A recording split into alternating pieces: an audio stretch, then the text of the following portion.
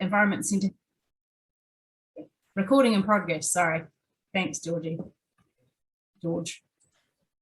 Tairāwhiti Environment Centre has undertaken a number of measures to ensure that it's inclusive and diverse community organisation with Te Tiriti at the heart of all its operations. Very excited about that presentation. And then we're going to hear from Emma from Hawke's Bay about the Climate Impact Hub Collaborative Project, where they're working collaboratively across 14 climate-focused organisations to acquire 10 acres of land to build a hub. They're leading the charge and they're the founder of the project. And the hub will be a meeting of insights, ideas, inspiration, practical guides to address climate and food resilience, a place to enhance the region's knowledge and capacity to deliver on their climate and sustainable development goals as an individual, household, community, business and industry level. Whew. Combining mātauranga Māori and Western science to build awareness of current, local, global. George, mute that person and join in movement.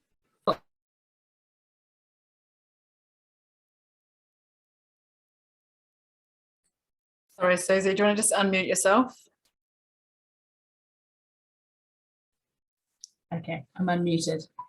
Not sure where we got to that, but yep. I'm going to talk about, so Georgie from Sustainability Trust, we're going to talk about the Climate Action Centre. So we're looking, well, we've got some funding from Wellington City Council to open the Climate Action Centre, similarly to Manawatu. In fact, we'll be doing a joint chat session afterwards. But our goal of that action centre is to understand the urgency and scale of climate change locally, nationally and globally. We want people to leave feeling optimistic and empowered to make individual and collective changes. We want people to measure their own impacts, identify the top 5 things they can do, learn about Wellington initiatives they can get involved in, and engage with other movements and advocacy that will help. And we see it as a kind of space where nationally people can come or go and visit Te Papa, Zealandia and come to the Climate Action Centre. So without further ado, Lena, would you like to take it away? Yeah, kia ora koutou, korena kohere ahau, Tairāwhiti Environment Centre here in Gisborne, and unfortunately we are not sunny Gisborne today either. So I think everyone, well, it almost feels mean, but I hope everyone is in a similar boat, because it would feel, yeah, very unfair if someone else had sunshine and the rest of us didn't. So today I'm going to be talking about our centre's mahi that we're doing around ensuring that we are a diverse, inclusive and open and responsive centre for our community. And I feel like I'm very much preaching to the choir here after listening to all of the korero over this week about all the mahi that's happening across our different centres and all of our different communities across the motu, because I think this is work that we're all doing in all of our different ways across our centres for our communities. But I just thought I'd share some of the things that we have been doing here in Tairāwhiti, because I have been here at TEC for 3 years now, and I can see somewhere on the Zoom is also Stephanie Temple, who came on at the same time that I did 3 years ago. She's our hub support officer. So really for Tairāwhiti Environment Centre, it's the two of us who sit there in that space for our community pretty much all the time, and we have a number of different contractors and volunteers who come in and out of that space as well. So when we came into the centre, what we realised was that it was very much a situation of the Environment Centre was itself preaching to the converted. It had really strong relationships with groups who had been established for quite a long time, who were doing environmental mahi and who were doing waste minimisation and doing your tree plantings and those types of sessions. So it was a very connected network within its own networks, and it became a little bit of an insular network, in that what we realised was that while those connections were great, there were a number of different people and individuals and groups and whānau who just didn't have access to those opportunities and who weren't engaged in sustainability, in tai mahi and in waste minimisation because of a lack of opportunities, a lack of engagement, and a number of different barriers that different people face to engaging with this kaupapa. So Steph and I set out to do a piece of work where we set out to engage with different groups who hadn't been part of that Environment Centre network, and to really understand what barriers to participation were in place and how we can work to support others to engage and to actively reduce those barriers and to identify the systems that may have actually put those barriers in place in the first place, which was a bit of a daunting piece of work because we're kind of, going out into the unknown and really ensuring that we weren't going in with any of our own preconceived ideas or any sense of defensiveness about what we might find in that space. And also being really careful that that we were aware of the barriers of resourcing and other people's time and not forcing ourselves upon them to ask for their input and their support to help us be better. And so making sure that we were going in with sort of equity and reciprocity at the heart of those conversations. So I think it's really easy to, set a plan in your own head with your own work plans and your own strategic priorities, and then, try and just kind of go out and tell people you've had this wonderful idea that they should engage with to help you. And I think at the heart of that, there has to be an understanding that there is a relationship there, and it has to have benefit for other people, not just for your own self. It can be quite easy when you're in a situation where you're reporting on milestones and deliverables for funders to end up in a tick box situation as opposed to a true meaningful relationship. So that was kind of where we started off with this piece of work. So there were lots of hui, lots of connections, leveraging off lots of different relationships and just being open to wherever that conversation, that korero took us. Sorry, aroha mai. Sorry, I have ridiculous lungs and my inhaler just does not seem to be working as well as it should, so I might have to mute myself off and on. But one of the first pieces of work we did was actually around our physical space at our centre here in town in Gisborne, and realising our centre was not accessible. Like many centres, we'd had a lot of work done by volunteers who had particular plans in place, and some of them had been a little bit ad hoc. And a consequence of that meant that we had some structures in our garden that inhibited people's ability to engage with our education space. And that came to the forefront when we had an education inquiry from a kura kaupapa, and we realised that we could not actually host them. We could not show manaakitanga and host them in our centre because they had a student who used a wheelchair and she wasn't physically able to get into the garden because of the way that it was set up. And so that was quite a wake-up call for us, because as us in the centre being able-bodied, that had not actually been part of our thinking and the way of accessing that centre. So we did a piece of work with Parafed here locally and CCS, and engaged with whānau who came in and gave us some really amazing advice around what the barriers were within our garden and what steps they would like to see, and different ways that we could ensure that our space was accessible. So we were able to access a COGS grant to get that work underway, and it was like most other things, it was delayed by COVID, but we've now been able to ensure that there is full wheelchair access and access for walkers throughout the garden. And we actually had a space designed to create a turning bay, because some of the earlier designs that we had by a landscape architect were very pretty, but they were still not functional for whānau who needed to use that space. So we were really lucky to have that time available to us from those groups to come in and support our work, and that has become like a key relationship for us here at the Environment Centre. And now we actually host everyone sort of calls it a 4-wheel drive wheelchair. So it's an accessibility wheelchair that we hire out for people to be able to use, so they can have access to the tile, to walking tracks, to areas that they would not otherwise be able to visit with friends and whānau, and to participate in some of the workshops that we hold in sites like Greys Bush, one of our dock reserves just out of town. one of our core pieces of work at Tech had been, like most others, relationships with volunteers. And we saw that our volunteer base was largely retired Pākehā who had the resources to be able to give their time to participate in sustainability mahi and volunteering, because they had resources to support everything else that needed to function within their whānau. So we looked at forming relationships with groups like Women's Refuge, with our local retirement homes, excuse me, and Strive Rehab, which is a head injury trust that is based just down the road from us.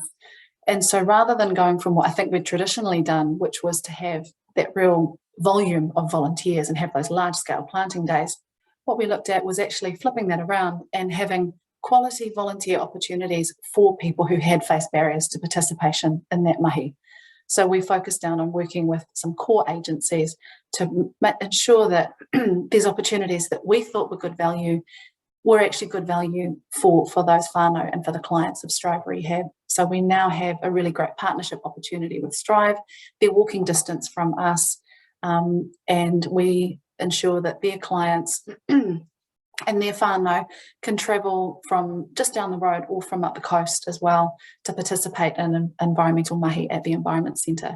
So we've gone for quality over quantity, and part of that has been a response to COVID as well. And I think our relationship with the retirement homes is very, very similar. So we did that piece of work around accessibility in our garden to remove trip hazards, because that was one of the things that came out of those conversations and visits from those groups as well. And so I've actually got a hui tomorrow that I've just got a reminder on my agenda to go and meet with council and our local MP, Kiritapu Ellen, at Beetham to look at their worm farming setup. So we had them in the garden, and we did all the composting worm farming set up with them, and now they actually have a thriving worm farm there, and they're now supplying us with worms when ours are running low. So it's become that really circular relationship, and now we're looking at getting some of their team in to do some volunteering on a Jobs for Nature project and building some trap boxes for some of the trapping projects out in the Motu and the Koranga Forks, and actually looking at bringing some of the whānau in to do gardening workshops for us when we relaunch our winter workshops. Another kaupapa that we have is empowering our rangatahi, and what we did 2 years ago was actually appoint a rangatahi rep at our committee level. So we have rangatahi helping and volunteering and working in a lot of our project level, quite operationally, but we identified that there were some that had aspirations for governance. So we pulled them into working with our committee at that level and providing opportunities there. But what we realised quickly was that needed to be a safe environment for our rangatahi. So we made sure that there was a designated person to communicate with them on everything. We made sure they had transport to and from these sessions. We had one of our rangatahi who was facing issues around her home life, and being potentially homeless at one point. So we put support systems in place for her there, and we ensured that they were never isolated at committee level because of that power imbalance and coming into a room with a whole lot of adults talking about this quite high level kaupapa. And we wanted to maintain them and create a safe space so they can participate and go on to whatever else that governance journey might be.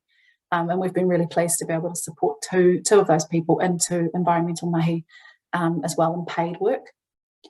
And I think the last point is actually around our te tiriti relationships, where it crosses over with health and safety. So as an environment centre, as an incorporated society, we were able to leverage our infrastructure and our relationships to secure Jobs for Nature funding. And we did that on the basis that we were a vehicle and an umbrella for that funding from central government. And we utilised that relationship there to actually basically push the funding through to whānau and hapu on the ground for their own whenua. And so that's been a key part of our treaty relationships, is us not delivering that kaupapa for people, but us utilising our infrastructure and our relationships to ensure that the people who are actually mana whenua actually retain that funding and that autonomy, that tino rangatiratanga and mana motuhake, to make those decisions at a project level on the ground. And that fits back in with our capacity and capability building. Sorry, aroha mai. And one of the things that came out of that in terms of diversity and inclusion was that when we were putting all of our health and safety protocols and practices into place, we realised that there were literacy and numeracy barriers in place for a lot of our kaimahi. And that was a bit challenging for our funders because they had expectations in the deeds around our health and safety reporting and policies. So what we did was we found a local provider who had an app that we could utilise that had talk-to-text functionality. And this removed that sense of whakamā for our kaimahi who were promoting through and training into project lead and health and safety lead roles, who weren't confident and had missed out on job opportunities because they just felt there's barriers in that whakamā in terms of them being able to fulfil the health and safety responsibilities of that role. So by putting technology in place and allowing them to utilise the skills that they did have in a safe way, because of course health and safety, it meant that we could bring in a whole lot of people who otherwise just would have dipped out. And they're the same people who face these barriers and who do dip out. They just remove themselves from the running and those barriers remain in place. And so just a really simple functionality on an app where they can just take a photo and they can korero into the app and it turns it all into text and then that gets loaded up through. And if there are any errors, then I can pick it up on my side on the dashboard and then I can just give them a call and iron anything out there and it just goes straight through to our funders and all of our reporting.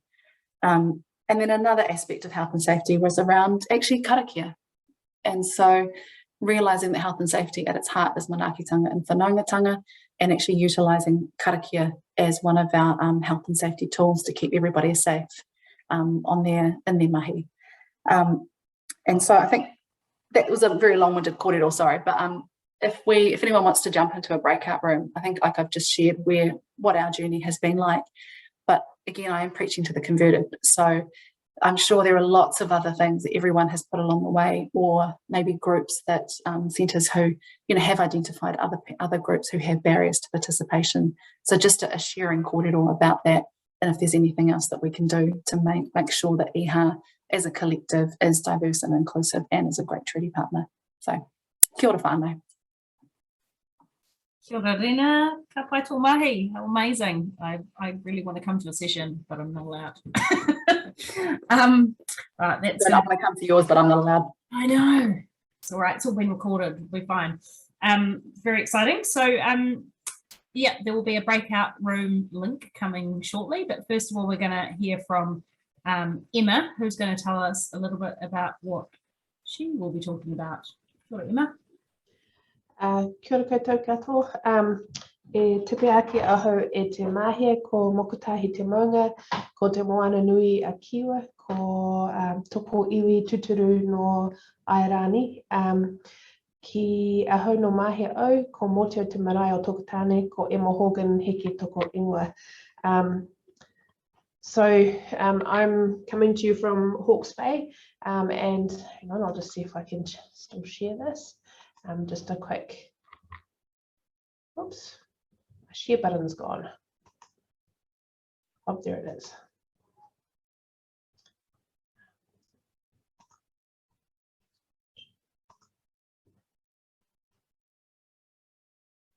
Sorry.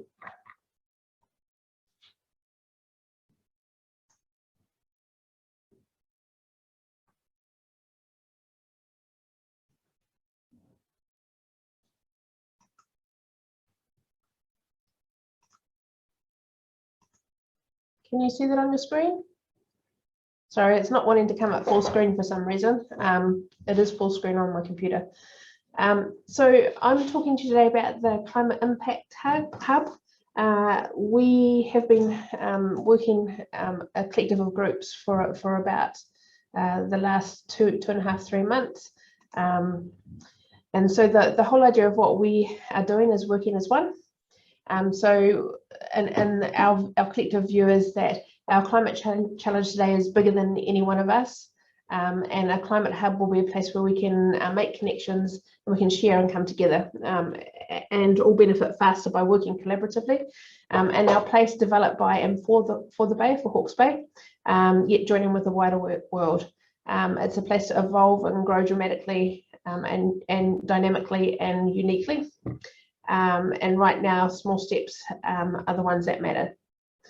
Can you, are my slides moving on your screen? Yep, they are. Okay, they're not on mine, so I'm having to read it from somewhere else. Sorry, I don't mean to look down. I'm not intending to be rude, but that's kind of how it's working here for some reason.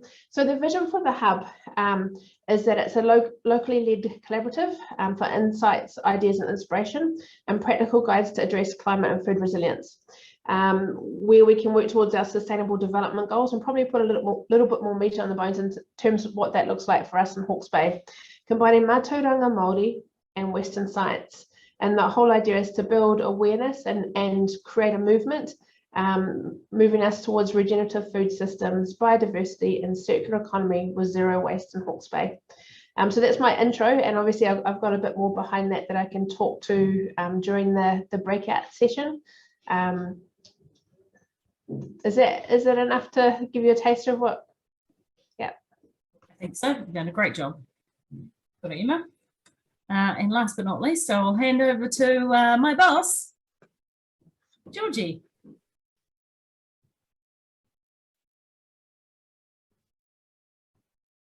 Except she's disappeared. Oh, there she is. You just muted. Yeah, sorry. Kia ora, Susie. Thanks, everyone. Well, thanks, Susie. Are you able to show the slides? Oh man, I really need to do my hair. Yes, I can. Give 1 second. Should have got my haircut book before this.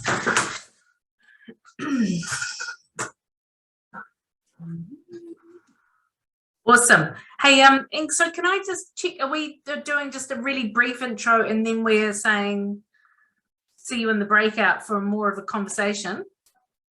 Yes, yep, that'd be perfect. If you could just introduce what you're going to be talking about, and then we'll check who wants to move into Rena's room. Roger.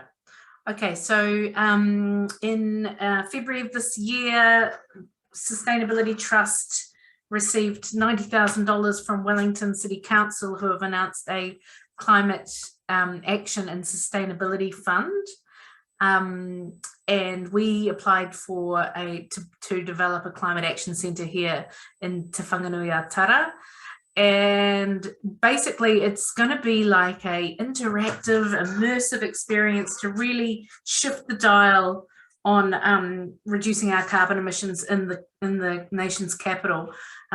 Wellington City Council have set quite an ambitious target of an emissions reduction of 57% by 2030 to keep us at the 1.5 degree Celsius temperature rise that is needed to not, make living conditions very difficult for everybody. And so one of the ways we think we can achieve that is by developing up this climate action centre, which will be about the things that people can do as an individual and as whānau to really reduce their carbon footprint. I'm not going to do any more slides, because in the small group work we can actually present our slides as well. Yeah. Correct. Yeah. Yeah. So this is going to be like a really highly interactive, quite digitally based, sort of like a small scale to papa kind of experience for visitors, and we're working with digital designers and museum exhibit designers and a whole lot of people to try and develop up this experience that will appeal to a range of age groups and people. So I'm happy to talk about that more in the breakout. Kia ora. Thanks, Georgie. I am just going to also say that we would like to take a photo of the group. So instead of like taking a photo from the video when people are picking their nose and things like that, it's always a good tip. Just don't pick your nose on Zoom. But yeah, I thought if we do a bit of a countdown and like a 3, 2, 1 sort of thing, you could turn your video on for starters if it isn't on, and then I'll do a countdown. So make sure you're looking your Zoom best, and hopefully I get the right button. All right, here we go. 3, 2, 1. Awesome. My face was the best by far. All right, George, back to you for links. So if you want to, you can do your magic now. Brilliant. So we're just going to have one breakout room, and that's I've called it Diversity, Equity and Community. And so if you'd like to hear more from Rena and Tarawhiti, I'll open that now, and so you can join that. If you want to stay with both Emma and Georgie, stay in this room. So if you look down the bottom and see a join, you can choose to go off to that group.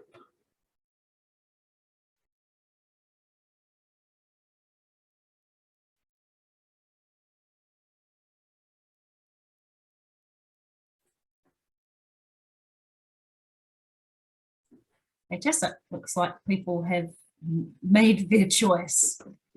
Georgie, do you want to, as per our plan, go first with the presentation? Right. I will start sharing that for you in approximately 2 seconds when I figure it out again. There we go. And what do I do? Zoom's getting in the way. Yeah, I'll do this. Great. Over to you. And you're on mute.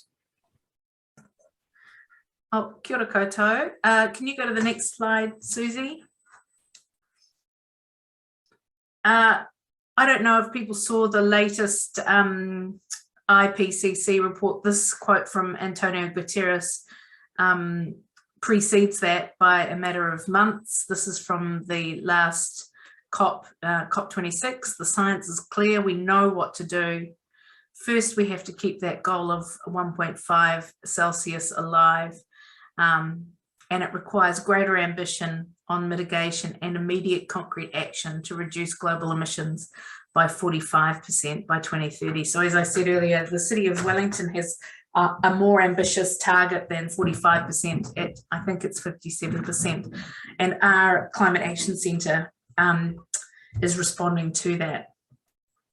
So the challenge before us, we know that governments and businesses and people need to act now. In Aotearoa, recent research from both the Kantar Better Futures Research and the IAG Climate Change Poll have found that the majority of us, or many of us, know that we have to make changes in our own lives to actually reduce our carbon emissions. So 44% of us had a high expectation of making sacrifices. 40% of us have high expectation of taking action, even if others around us, friends, family, colleagues, don't. 70% of us believe people should make personal sacrifices for the greater good in the context of climate change. And 86% of Kiwis think that we should be doing more. But where do we start? So research from the Leeds University recently released, and I've got a link there to the work that they've been doing, showed that if populations in wealthy nations like Aotearoa made just 6 commitments, we could account for 25% of the emissions reductions needed to keep global heating at 1.5 degrees. And a question for those present, do people know what those 6 things might be? Any guesses? You can put your hand up or you can yell them out. I'm relaxed. Travel, decrease travel. Yes, that was one, definitely. And so they said 1 long haul flight every 8 years, 1 short haul flight every 3 years. Yep, travel was one. Out the gate, impossible, right? Yeah.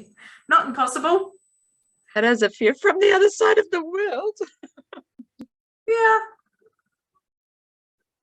It's I mean, it definitely takes a change, but it's not impossible.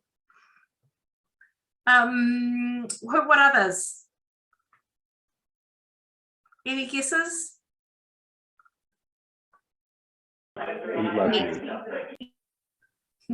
Switch your diet away from meat and towards vegetable diet. Yep, that's absolutely one. Somebody else has written that, vegan diet. Yep. So yeah, a low meat or no meat diet, absolutely.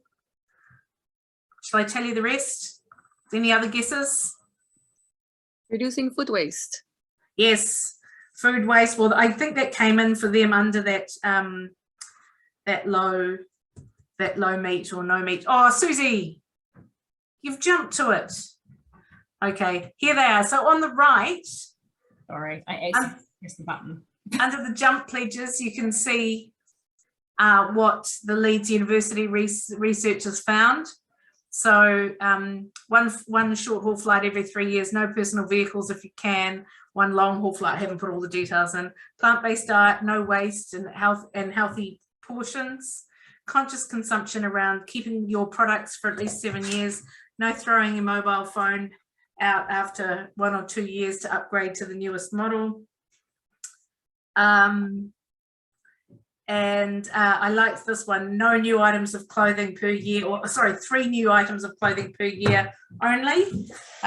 It's estimated that there are enough textiles on the planet right now to clothe us for the next 6 generations. So we need no new clothes manufactured for 6 generations, and we'll be absolutely fine. We may not be the most stylish, but we'll be clad well.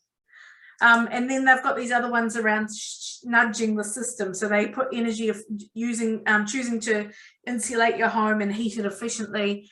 And they also suggest looking at where your superannuation or your KiwiSaver is put, so that you're not funding fossil fuels and other extractive economy models.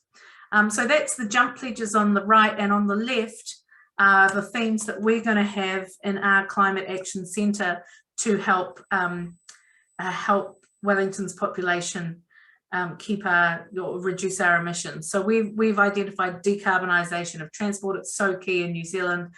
Food systems, which for us includes encouraging more of a plant-based diet and no waste, and food cultivation as well. Conscious consumption and being really attuned to greenwashing, so being a really conscious consumer. Energy efficient homes, so for us that means helping people understand the importance of insulation and energy efficient heating, and making changes at the systemic level. So key to the Climate Action Centre will be helping people engage with movements that are advocating for climate action. So the Climate Action Centre will be the first that we know of in the Southern Hemisphere, and I'm really looking forward to hearing about what Hawke's Bay's proposing, because we might need to change that. As I said earlier, it will be interactive and immersive. It will engage with all ages. It will be a physical space and an online space for learning. We want participants to get involved and measure their own impact and understand how small changes done by enough people can help Wellington reach our target of reducing our emissions by 57% by 2030. We don't want to overwhelm our participants at the Climate Action Centre with scientific facts, but we want to provide updatable, evidence-based information. We want to counter misinformation and really show that we all do have a role to play in this decade of urgency for the planet. We will absolutely be weaving mātauranga Māori through the themes of the Climate Action Centre, and realising that it won't just be traditional Māori practices, but it'll be contemporary Māori wisdom and knowledge that will tell a story about how we can reach those ambitious carbon emission reductions. Once established, the Climate Action Centre will be open 6 days a week.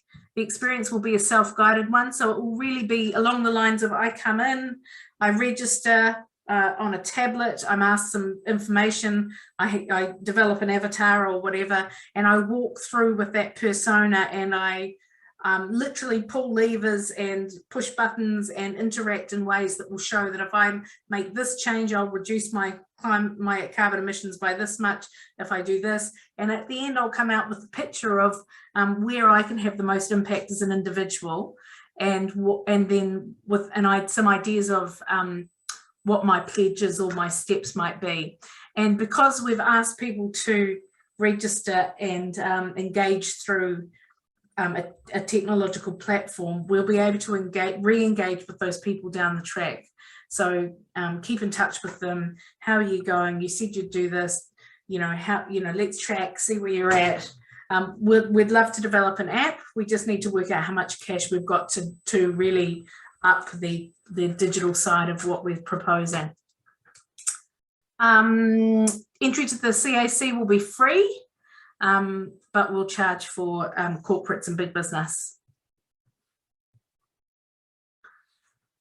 So our theory of change really is around, we want people to become carbon literate.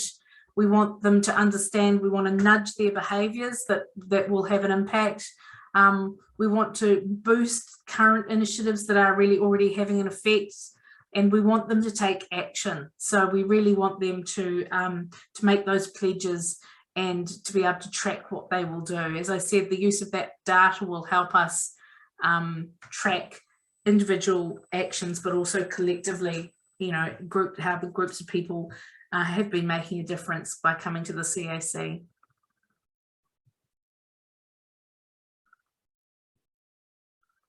Greta. So Greta wants us to act as if our house is on fire, because it is. She wants us to feel panicked. She wants us to feel the fear that she feels every day, because she wants us to act. And I think she's absolutely right. So the Climate Action Centre, it will be contextualised in a space of the climate emergency. Wellington City Council has declared a climate emergency. We are in the decade of urgency for our planet, and it will have that call to action and that sense of urgency, while balancing the optimism that we share that it's not too late and we can do things. Hopefully we'll open in 2023. We think we anticipate that we'll attract about 15,000 visitors per annum. Last year our eco centre and shop attracted about 14,000, so we don't think that's unrealistic.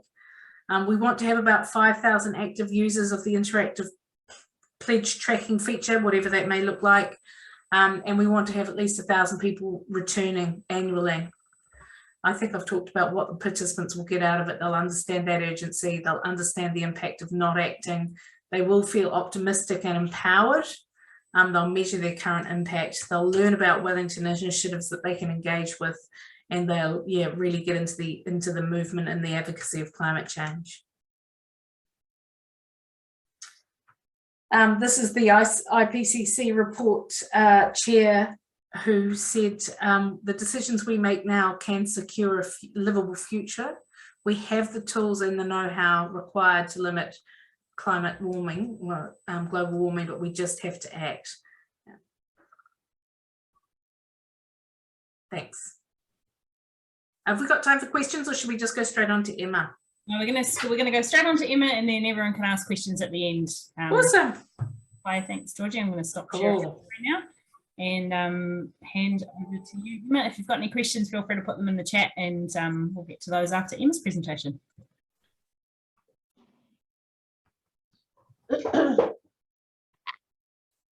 Oops, sorry. Just give me 2 seconds.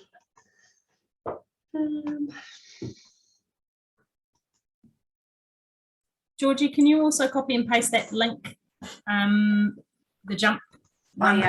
Yeah. That'd be great.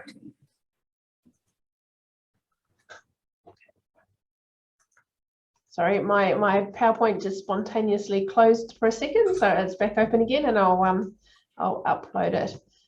Sorry, it's not going to be full screen, but I need to, this way I can look at the screen and talk at the same time. So just to revisit what we said at the start. So I'll just go down to here. So our vision is for something locally led, a meeting place for insights, ideas, inspiration, and a practical guides to address climate change. So much the same as you're doing in Wellington, we want a place where someone can walk off the street and actually walk in and understand what it is they can physically do to make an impact. But we don't just want that for individuals, we want that for households, communities, and industry. And so within that context, we've been having lots of really good discussions with our partners in Hawke's Bay. there's 3 of us that collectively are working on acquiring land, and have had some really good conversations with council and are heading towards that. But there's a broader discussion going on with a number of groups across all the environment and climate change focused organisations in Hawke's Bay. So we are strongly engaging with iwi on the collaboration of building what it is that we're going to build, but we're also looking at our 5 councils, central government, and then our local organisations that focus on food rescue, through to our environmental focus, through to like curtain banks, etc. So there's a lot of different ones. Sorry, there's a lot on the list there. I'm conscious I don't want to go through every organisation, but what we're suggesting within the organisation, the possible within the hub, the possible features will include a shared office hot desk space for the environments to be co-housed, an education centre classroom for when we have schools or visiting parties, we can actually have a space to host them, but also a reception and a walk-in centre where people can come off the street and start to ask questions about what they can do. Physically outside the building, we are suggesting that there's a 1 or 2 acre demonstration urban farm. Hawke's Bay's primary industry is agriculture and horticulture, followed by fisheries, and so within that context we want to demonstrate how things could change. So that farm would be regenerative and focused, displaying what soil health, water innovation and ecological farming could look like. We're proposing a native nursery for trees for all of our biodiversity projects in Hawke's Bay. We're also talking about this being a classroom to teach others how to start a nursery in their backyard, so that we can have a ripple effect in how many trees we grow for the region, but making sure that they're the right tree for the right place. A zero waste hub, so a demonstration of what a community hub looks like for food waste. We all know, we've probably all seen the government consultation paper on food waste and the desire for the government to move to curbside, and we're addressing that at a multi-level. So we deliver at the moment workshops for councils on bokashi compost and worm farms. But we're now looking at creating community hubs so we can demonstrate what this looks like at a hub level, and we're working on a partnership for curbside delivery. So food waste is one of our big focuses. We are proposing a commercial kitchen. So one of the partners is Nourish for Nil, who has rescued 1.2 million kgs of food last year, feeding 172,000 people.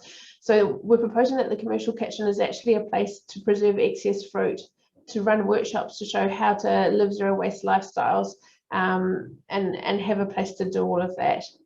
We are also proposing a circular lab, so we can run circular economy innovation workshops. And then within the partners, there's a desire for a remakery repair hub. So we've got another organisation, Resource, who takes furniture from households, repairs it, and works with social workers to give it out to households that need it. So that would be one of their primary areas of being able to do equipment, etc. up. And then a sewing and textiles room, the idea being with George's amazing statistics there, that if we've got enough textiles on the planet to clothe the next 6 generations of people, we've got a place to actually help people remake or fix and educate and show them how to do that. And also within the hub, we're proposing that there would be continue to do our recycling and e-waste, dismantling and recycling.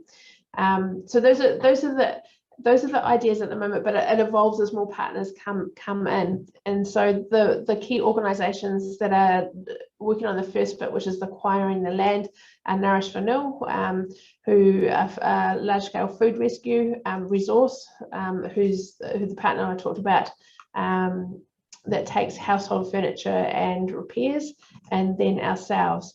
But that being said, once we've got the structure all working, the land acquired, then we'll diversify how that works with all of the other organisations that want to come on board and collaborate. The whole idea is that it's a one-stop shop for learning about climate change action that we can take for the region as an individual or as a community or as a business. So that's a very sort of quick tour of what's included in that. Really like some of the points that you made, George, about really simplifying the message on what climate action looks like. One of the things that we hear a lot here is who's doing the river restoration projects, who's doing the planting projects, are we doing anything in this space? And there's about 20 organisations that work across these spaces, and there's no one source of information and consistent marketing and a place that you can sign up to help in any way. And so we see the hub being that as well, in a collaborative respect. And on top of that, we're looking at how we can use resources to work together. So that would be things like advocacy. So how as a hub can we advocate for change with the organisations under the hub? How can we market and keep the same message? How can we attract more funding to the region over and above what we get at the moment with the small grant? So it's that kind of thinking. So that's it in a nutshell. Happy to answer any questions. Well, Emma and Georgie, I'll get you to unmute yourself as well. I'm just going to add one, or I guess some of the challenges that we're having is we're setting up a brains trust at the moment to get some other people on board, so that it's not us making the decisions, it's our community. So we'll have mana whenua in that. You know, our key thing is that we want to do things right from the get-go and not make any of those key decisions too soon. I think the other massive challenges for us is space. So we were originally going to put it in our eco centre, which many of you have been to, but we realised very quickly after engaging with some people that was going to be way too small for what we need to achieve. And then of course the other one is funding and where we get that funding from. So there's the traditional routes of grants, which Georgie has been busy with lots of applications for. And, you know, we've just been having some chats with people that have done successful crowdfunding to see if we can go down that route. But, you know, I know other people on here have either created new buildings on similar sites like Kaipatiki project or Reese down south, you know, you've done it from scratch. And so it'd be really great to have some conversations about that if people are interested. But if you've got any specific questions, feel free to put your hand up, put it in the chat, roll whatever way you like.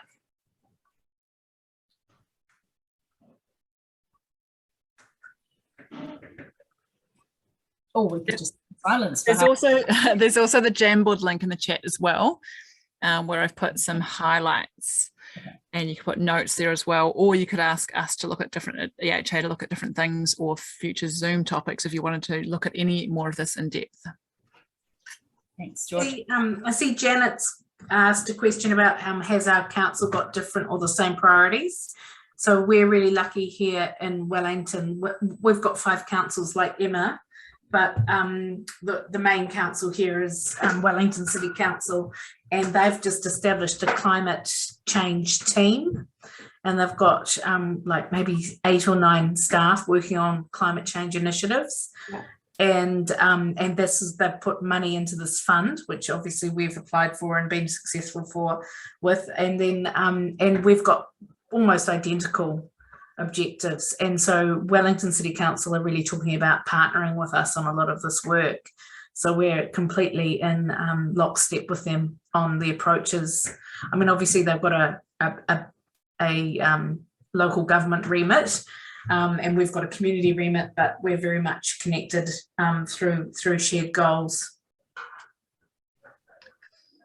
So our council's a little bit of a different situation. So our regional council has one person working 1 day a week on climate change. So it's not really where we want to be for the size of the region. But that being said, we have one council that's very much on board with what we're doing and is helping us find the land. Cool.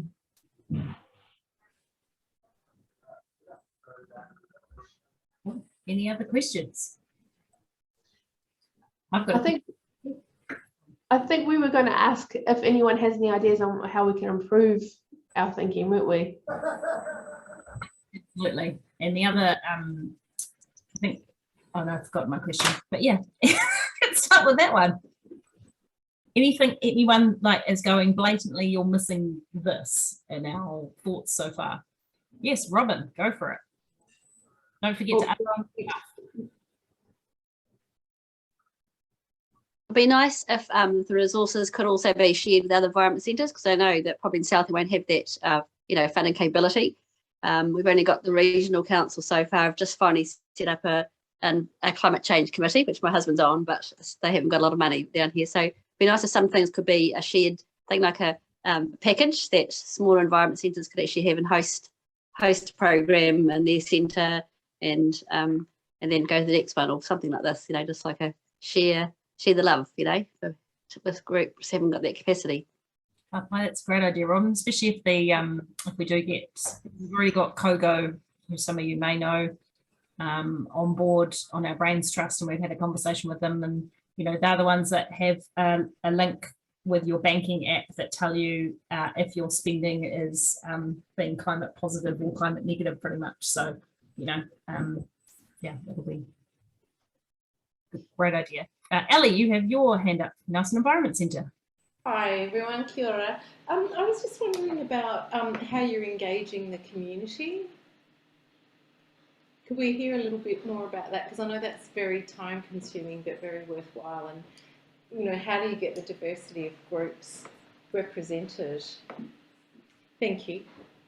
You go first, Emma. Okay, so at the moment we've been, we've been engaging at a organisation level and iwi level. So we've been meeting with each of those organisations and each of the settlement trust entities and the iwi and the tai whenua individually, to see what it is that they would like to achieve from the centre, but also talk to them about, because a lot of them have gone out to their people essentially, to find out what they want. So it's collating the information from those meetings and the consultation that's been done with each of the group's members to gauge a picture. What we will start shortly is a quarterly network meeting amongst all of the organisations to start ongoing engagement within ourselves, but we'd like to start inviting others to a 6-monthly meeting to get feedback. But that being said, in terms of the shaping of climate action, we have about 300 people in through the doors every day here in Hawke's Bay, and so within that context, we are having these discussions already and testing the water and seeing where people stand and what they know and what they'd like to see. But as someone said before, that's preaching to the converted, because we've got people coming in the door that already are starting to work with some of these behaviours, but they're not sure how to take it further. That's us at the moment, but we know we need to do more, but we're in the very early stages. Yeah, pretty much what you said, Emma. We're similarly, we are convening a Brains Trust or a steering committee, and Wellington City Council, as our key funder at this point, will be on that committee, but it will have iwi representatives and experts from a range of fields, including visitor experience, digital design, climate activism. So we really want to get as much knowledge and guidance from people around us. We will also need to think at some point around how we test the interactives that we've developed, because I talk a lot about we really want to target middle New Zealand, the people who rushed out to buy a ute before the clean car discounts or the clean car or polluting car taxes came in. Through my son's school environment, I interact with that really middle New Zealand band who people, I saw several bright shiny new utes turn up the week before that tax came in. So I'm like, oh, that's really interesting. So instead of seeing it as a clean car discount and buying a subsidised electric vehicle, they rushed to buy their diesel ute before it became $8,000 or $9,000 more expensive. Like, how do I target those people? How do we engage with them? And you know, what we do know is making them feel bad about their consumer choices will not do well. So, you know, how we communicate to them. One of the groups that we really want to talk to a lot is people who've got science communication expertise, so who can take those complex issues and ideas and actually communicate them in a way that is compelling and resonates for you know, for the general public, for Mr. and Mrs. Middle New Zealand, who wouldn't have thought critically about why buying a diesel ute just before the price goes up isn't a brilliant idea.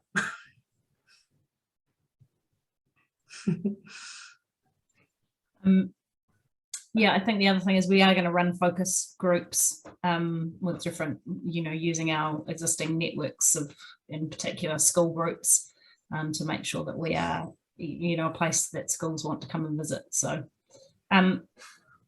it sounds like Janet's just put something in the comments that said it only took them 12 years to open. They're opening in July.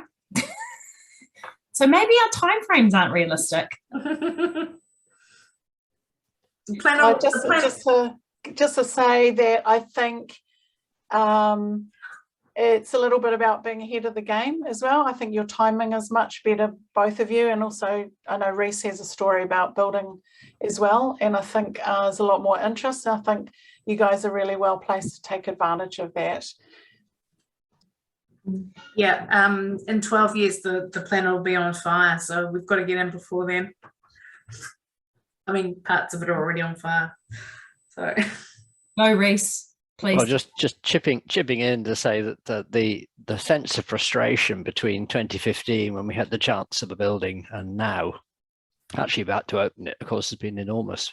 But along the way, we've built a constituency of support and understanding. And as an example of how far we've travelled, there's a little working group advising the district council on climate change action in Timaru. And it's populated by people, all of whom are involved in the eco centre, which I think means that they're going to have access to some reasonably well-informed advice gathered from people who've got eyes outside of our district. So we may be a fairly sleepy rural district, but we have access to people who are globally connected. I think that's the great advantage of all the networking that's going on, and bodies like Environment Hub Aotearoa, that we're in a position to swap information quite rapidly between each other and help each other and encourage each other on. So although we wouldn't call our centre a climate hub, you can bet that a large amount of what our content and activity is focused on will be in that field. The label is not particularly important, but the relevance to what these issues are about is there. And any environment hub across New Zealand has to be involved in climate issues. Really important. Mm. So my other, I guess a follow-on question, no, if no one else has got any question. Oh, Ellie, thank you. The kind of communication approaches that are effective would be great for all environmental efforts, not just climate change. We're very, very interested in hearing how the research goes. Absolutely. Happy to share anything that we come up with. I think the other, I'd be interested to know, I know some people in the room have some very nice deals with councils for buildings. So we've just had a really interesting conversation, Georgie and I, with our council yesterday about trying to get in to our new library space that's being built. And it was, they just kept saying nobody from outside council is allowed in that building. And it was just like, oh, great community engagement there. Yeah, so it'll be really interesting to hear about how some of you came about your buildings spaces, and you know, I know, you know, some people are even lucky enough to kind of get peppercorn rents. So tell us how you worked your magic. Mike, not looking at you. Yep, looking at you. Well, it's more circumstantial than you'd probably like to hear, which I think is kind of par for the course for a lot of things like this. But this building was a bowls club that went bankrupt, and the local board, while they were having their new facility built, took over this place and kind of retrofitted it a bit. And the grounds just went crazy. It was a horrible nightmare over here. And they put it out to tender to the community to have a good idea. And if there were any good ideas, they would see it through. If there weren't, they would just probably sell it on. So we tendered against 3 other organizations, and we had the winning bid, and that's that. 10 years, so it's a 5 + 5. We're 2 years into our +5. So we'll have to renegotiate again after that. We also pay like $1,000 for maintenance a year, but it's peppercorn before that. Amazing. Over to you, Reese. Okay, in terms of getting a effectively free site, the key thing about our site is that it's a closed landfill with a limited number of potential uses apart from parkland. It's next to a park, so they've already got a perfectly good park within very short walking distance. And we already had, in collaboration with the district, and in fact part funded by the district, a recycling and reuse shop providing contract services to the council. So when we approached them for use of the adjacent site, they were very happy to lease it to us so that it got looked after.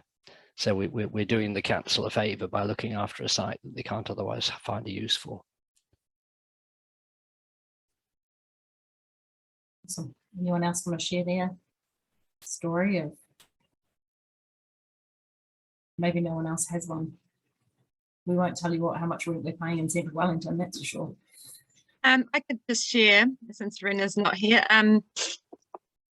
the building, I mean, obviously is leased, but the middle part, which is the education space, that actually can take up to probably about 100 children, is the middle of the building is subleased by council. So council, because they're in charge of Enviro schools, sublease that part. So the hubs, the environment centre, paid for by us, council subleases, and then the back, the garden is ours as well. And then we also have Gizi Kai Rescue sharing in the rent as well. So it's definitely collaboration, and the only reason that we can physically be in this space as well. So it's really, it worked out really, really well.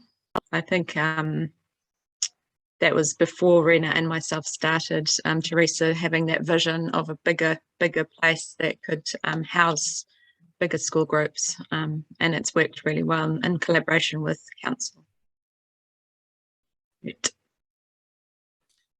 But I think just this morning, Rena was sharing that her frustration because other hubs getting contracts and multiple grants from their councils, and just saying, you know, that aside from that building collaboration, that there was no other money, there was no support from the council. So and I think she was just reflecting that situation of your unitary council where you don't have councils to get funding from, and also a regional council. So yeah, definitely. Which leads me on nicely to the topic of funding. So yeah, as I said, we've got money from Wellington City Council. We've got grants in with lots of more the philanthropic trusts. We will probably be going to MFE at some point. But yeah, and we're looking to do a very large crowdfunding campaign, which is a bit unusual in the charity space. If anyone's looked into this, it's quite normal for businesses to do it and to raise equity, or, you know, pretty much, you know, make stakeholders of or shareholders of people that put money in, but it's quite unusual in the charitable space to see sort of successful. So has anyone had any experience of doing crowdfunding that they'd like to share? Robin has a great example. Great. Yeah, so we were renting a building off a multi-millionaire, and we wanted to buy it because the rent he was charging in a rural town was more than it was worth, really. And so, and he agreed to sell it, but he gave us only a month to get the $73,000 he wanted for the building. And we got that in 3 weeks. We got 53,000, and 3 weeks later we had the whole lot. And the building's only worth $70,000, but we're really happy in a rural town to have that. And I think if you've got lots of people that you're connected with and they share your story, it doesn't take long at all. And we had a lot of people who'd come, you know, like woofers who knew the town, and people from countries who'd been to Riverton and seen us. So I think we had like something, you know, lots of people put in a little bit, so it made a big difference. And the thing that and we also crowdfunded for an electric van we got recently. And the big thing is having cool rewards. So we have rewards that are really neat. And so my daughter made up her rewards to buy the building, and we said, pay $5,000, get a quote on the beam. Just we thought, no one's going to do that. We had lovely big Remu beams in the building, but 3 people did, and it was 15,000 just like that. And so having those really neat little things, people think, I'll have a quote, and so they're there now. And so I think it'd make it fun and get it shared widely. And I think it's really good if we're all doing a crowdfund for something and we share it around the environment centres. So I'm sure some of our environment centre, support people down here would put in for something happening further north, It's Robin. Emma. So I've had a little bit of a play with crowdfunding before. I was helping the Koanga Institute, which is the Heritage Seed and Tree Bank. They needed a little bit of money, and I thought I'd try crowdfunding, not knowing if it would work or not. And we raised $175,000 in 3 days. And so when we saw how that worked, I was absolutely blown away. And so what we're doing at the moment, we are working with Story Shed in Wellington, who is crafting our story for our crowd fundraising. We've got a professional videographer doing our video and the campaign that goes with the story. And the website we hope to launch within the next 6 weeks for the Climate Hub. And we're going to run a crowd fundraising campaign from that. So collectively between the first 3 organisations that are running the campaign, we've got 20,000 contacts. And then if we look at the other 14 to 20 organisations that we're working with, collectively we've got hundreds of thousands of contacts. So we're hoping that by using those networks and having the right sort of, it's almost like a web of people being able to tell other people, we should be able to get out there as much as possible. And the reason that we've decided to go that way, rather than put all of our eggs in one basket with council and land, is that we don't want to be tied to the council when it comes to our advocacy and lobbying and want to make change, because some of our councils are making not so great decisions, and we want to have that independence from council where they can't say, well, actually no, your lease is over now, you've got to move on, because we're challenging them. So we've decided to go with crowd fundraising to bring the land in, but then look at other options for furthering that. So in previous projects I've had a bit to do with housing and land. Once you've got a base amount, it's easier then to lobby different areas of government to bring more money in.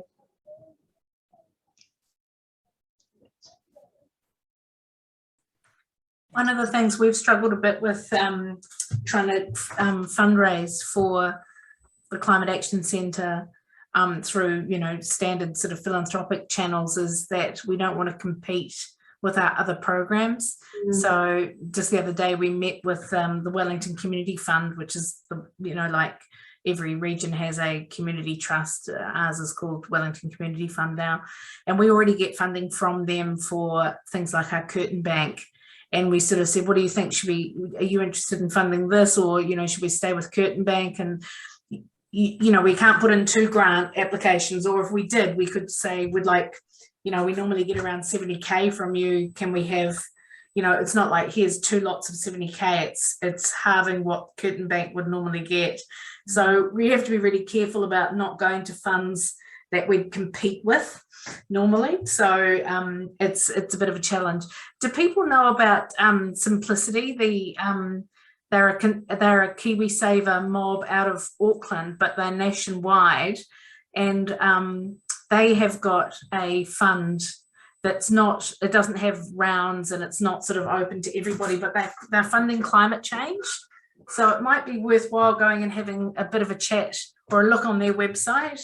I had a chat to their fund manager the other day, and initially she thought that our project wouldn't be right for their fund, but by the end of having a chat to her, she was quite enthusiastic. She doesn't make the final decision, obviously they've got trustees, but they're granting around the 50 to 75k mark for projects.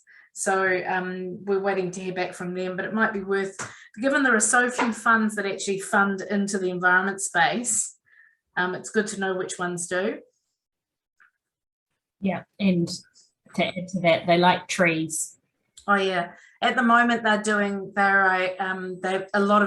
they've got 3 sort of areas they're working in, and one of them's environment, but a lot of their environment money is just going into trees that count.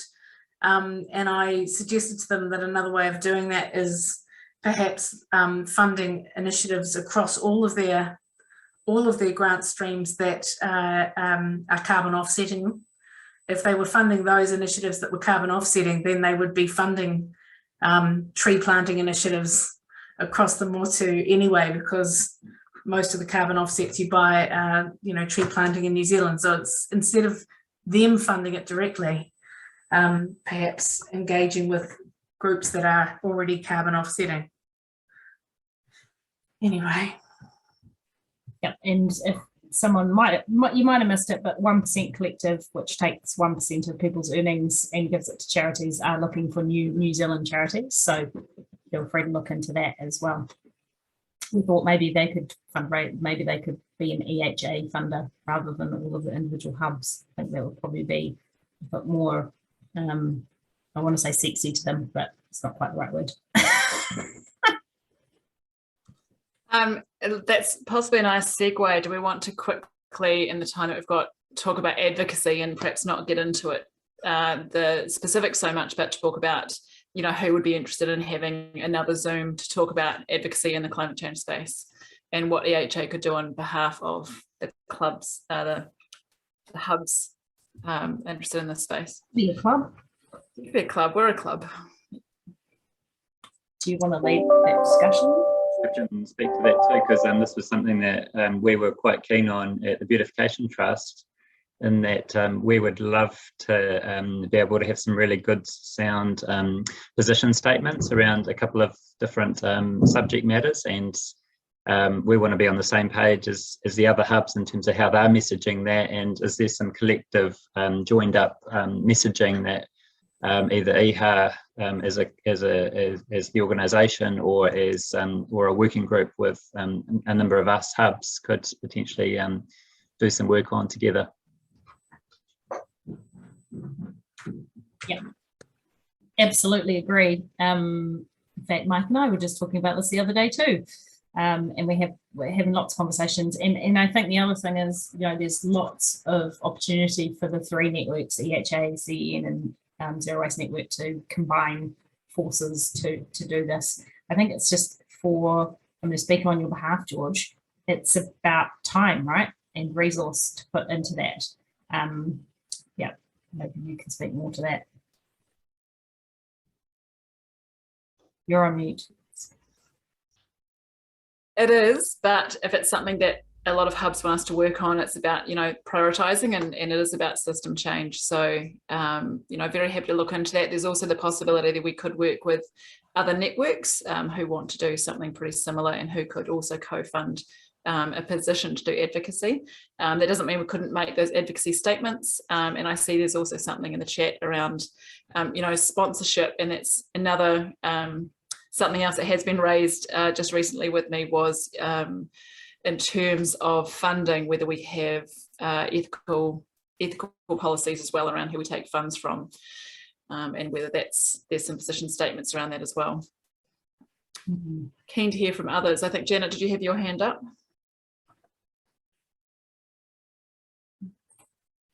Put your hand up if you'd like EHA to do more advocacy. You haven't heard much from me. We're fairly new to the EHA. We've been sort of nominated as a hub because we're doing a lot of work in the Central Plateau, and have been doing that since 1984 or so. And it just started as a volunteer work for DOC to help them out with different things. And, we're doing a lot of planting. We're doing a lot of other things. We're doing predator trapping. So it was very much based on ecology, but it's starting to grow now. And one thing that is growing it is that we have started what we call greening Taupo, and they have just sort of gone through Taupo township and surroundings as well to plant and make it more positive, and doing a lot on the ecology. That has led to kids screening Taupo, where a group of them have activated schools to come with their kids and teach the kids how to plant and look after the planted greens. And we're getting a lot of support from that. So we actually haven't got a building, and since we have been a hub, we've sort of wondered, do we need a building or not? And so we're listening in, and it's interesting, and it's amazing that some of you manage to get 300 people a day to doors, which is probably good and which helps. What we're finding is that the kids actually bring their parents to planting days. So the planting days grow, and we easily get, up to 100 people on a planting, and in the morning put 2,000 or 3,000 trees in the ground. The trees are supported by, or were nurtured by a prison. There's a prison that has its own nursery and supplies us at very good rates the trees every day, and keeps the people there busy. So that's where we're coming from, and I can understand, since having now gone through a couple of those sessions, that we indeed should be talking to the food banks in town, maybe, but they work pretty much on their own. But yeah, we should get that together. So that's where we're coming from. If anybody's got any questions on how that works and where it should go, then I can try to answer that. It sounds like you're doing great things, and it's good that you've been learning and kind of absorbing lots over the last couple of days, and I really enjoyed hearing from the greening Topol people the other morning. Right. Yeah, during the lockdown, they had kids working from home on finding things in their garden and doing things. It's steamrolled, and they're going to, they're now covering all the schools, in about 14 of them in the Taupo area, and we're going doing that as well in the more southern parts of the Central Plateau or Kuni and surroundings. Yeah. Great. Well, welcome on board. We're great to have you. Ellie from Environment Hub Marlborough, did you want to say anything?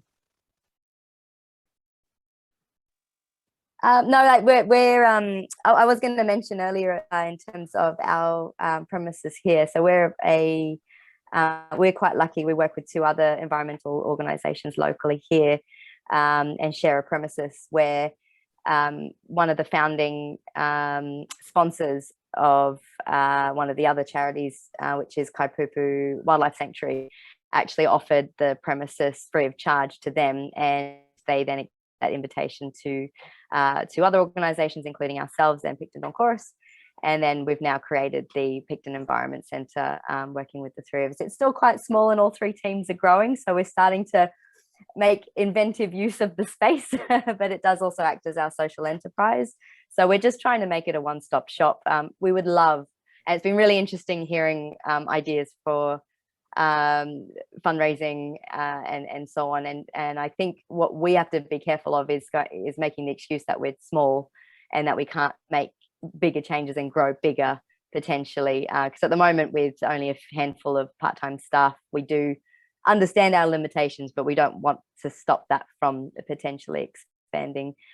We were late. Heather and I were just late because we were in a meeting with Marlborough District Council over one of their reuse, and it was called the Unwanted Project. So we're definitely keen to get a little bit more intensely involved. We do have a climate change group here in Marlborough as well, which we are affiliated with.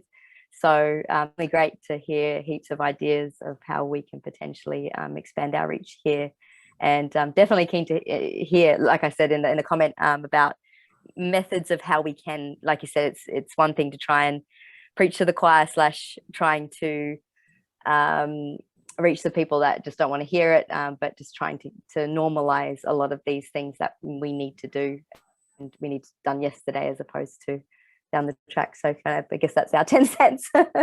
Nice, thank you. Can't wait to come and visit one day. yeah, I think our cunning tactic is to get kids in playing with knobs and, you know, and then they'll just influence their parents. Oh yeah, kids are the best advocates. That's what we do. One whole branch is just getting kids on board, and then they don't hold back. Plus, I want to come and play with all the knobs and things. That sounds great fun. And I just realized that sounded really euphemistic. I'm sorry. Like, could be the pointy-hatted people in Parliament is our one of our colleagues constantly talking. Great. Is there any final comments, questions, concerns? I'm just thinking, just you know, in terms of those people who raised their hands before, what I might do is actually put out a Zoom call next week if you're able to make it.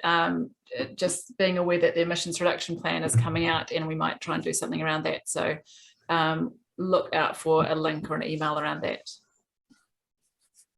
Okay, thanks, George. And for those that are here tomorrow, you'll see me again. We're going to be talking about the zero waste dishwashing trailer. That's my fave. Sustainable Taranaki Backyards Trail. I think and the basket, Te Tiriti education from Thames Coromandel. So if you're around tomorrow, that starts from 9 till 10:30, our last session of the hui. Very exciting. All right, thanks everyone for coming today and listening. And I'm just going to finish off with karakia whakamutunga, and then you can be all on your way. Kua mutu a mātou mahi mō tēnei wā, manakitia mai mātou katoa. O mātou hoa, o mātou whānau, io ki te aorangi. Our work here is finished for the time being. Protect us all, our friends, our family, and peace to the universe. Thanks, everyone. Thank you. Peace to the universe. Thank you, everybody. Thank you.